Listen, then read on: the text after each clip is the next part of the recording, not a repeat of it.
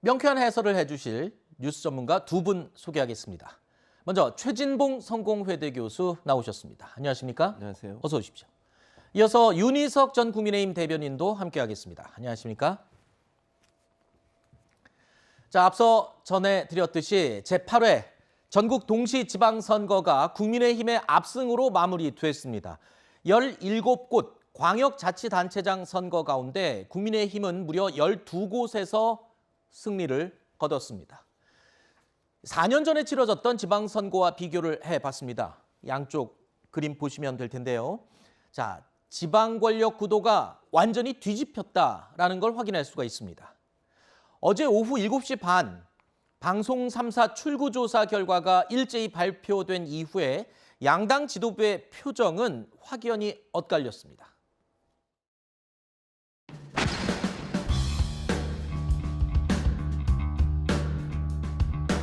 지난 대통령 선거에서의 신승을 통해서 국정을 적당한 역할을 한 이후로 이제 저희 국민의힘에게 지방행정까지 담당하는 많은 역할을 맡겨주셨습니다. 그렇기 때문에 이 국민의 선택이 얼마나 엄중한 것인지를 잘 알고 저희가 소중하게 생각하고 지방행정에 임하도록 하겠습니다.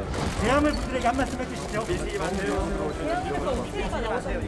잠시만요. 밀치지 마세요. 예. 출구조사 결과 어떻게 보시나요? 예상하셨던 결과인가요? 보신 것처럼 4년 전과는 정반대의 결과가 나온 겁니다. 자, 새로 탄생한 정부에게 힘을 실어주는 게 맞는 것 같다. 이런 분석이 가능할 것 같은데요. 국민들이 정권 견제론보다는 정권 안정론에 손을 들어준 것이다. 이렇게 봐야 할 것 같습니다. 네, 결과로 보면은 이제 국정 안정론, 새 정부에 힘을 실어주자는 결과로 해석할 수 있겠죠. 근데 그 과정에서 하나 지적할 것은 4년 전과 똑같습니다. 4년 전과 지금의 야당은 다 강성 지지층에 매몰된 그런 경향이 있었다. 즉, 강성 지지층의 지지에 휘둘렸었던, 그래서 비합리적인 어떤 정치 행태를 보였었다. 그럼으로써 국민들의 외면을 받았었다. 이런 점이 이번 선거에도 똑같이 4년 전과 같이 작용한 게 아닌가 이렇게 생각합니다. 네. 뭐 당연히 이런 경우가 나올 건 어느 정도 예측이 가능했죠. 네. 왜냐하면 대통령 취임하고 20일 만에 이루어지는 선거예요. 2018년은 사실 취임하고 한참 지난 뒤에 이루어진 선거임에도 불구하고 그 당시 여당이 승리를 네. 했지 않습니까? 대체적으로 이제 대선에 승리한 정당에게 짧은 시간 안에 이루어지는 선거에는 힘을 실어주는 쪽에 무게가 실립니다. 네. 뭐 민주당 내에서도 사실은 이번 선거는 어렵다는 게 중론이었어요. 그리고 일반적 그래요? 국민도 예. 네. 그래서 이제 선전 어느 정도까지 이제 할 수 있을까에 대한 문제였지.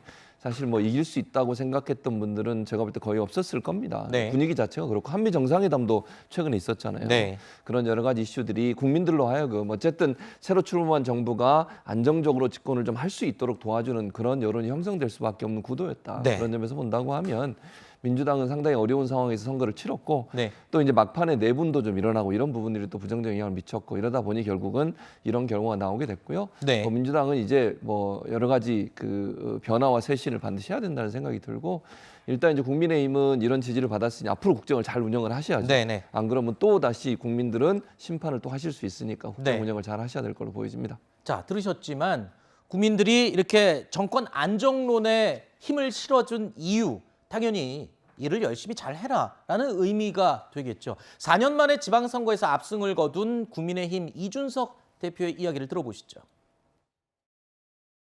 이번 선거의 의미는 결국 윤석열 정부가 원 없이 일하도록 해달라라는 저희의 호소에 국민들께서 신뢰를 주신 것이다 이렇게 생각합니다. 제가 선거를 하면서 저희는 무한 책임주의를 이야기하겠다라고 이야기했습니다. 국민들께서 그에 상응하는 지지를 보여주셨기 때문에 저희는 진짜 죽기 살기의 각오로 이 무한 책임을 바탕으로 꼭 윤석열 정부를 성공시키겠다는 그런 생각으로 당이 혼연일체가 되어서 앞으로 나가야 될 것이다.